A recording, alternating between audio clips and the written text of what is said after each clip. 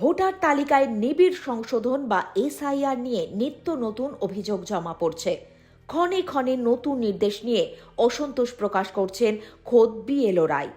সেই আবহেই এসআইআর নিয়ে নতুন নির্দেশ নির্বাচন কমিশনের। মাধ্যমিকের অ্যাডমিট কার্ড এসআইআর এর নথি হিসেবে গণ্য হবে না বলে নির্দেশ দিল জাতীয় নির্বাচন কমিশন। এসআইআর নিয়ে প্রথমে মাধ্যমিকের সার্টিফিকেট গ্রহণ করা হবে বলে জানানো হয়েছিল। পরবর্তীতে সিইও দফতর থেকে বলা হয়, মাধ্যমিকের অ্যাডমিট কার্ডে যেহেতু জন্মের তারিখ রয়েছে, সেক্ষেত্রে শুনানিতে সেটি গ্রহণ করার কথা উঠে আসে।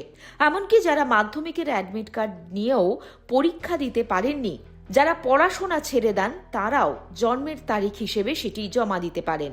সেই মতো জাতীয় নির্বাচন কমিশনকে আবেদন জানানো হয় রাজ্যের সিইও দফতর থেকে।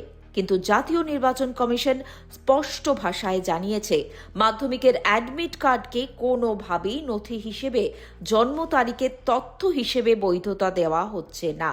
এতে নতুন করে বিভ্রান্তি শুরু হতে পারে বলে আশঙ্কা দেখা দিয়েছে।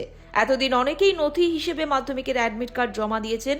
হঠাৎ করে সেই অ্যাডমিট কার্ড নথি হিসেবে গৃহীত হবে না বলায় উদ্বেগ দেখা দিয়েছে।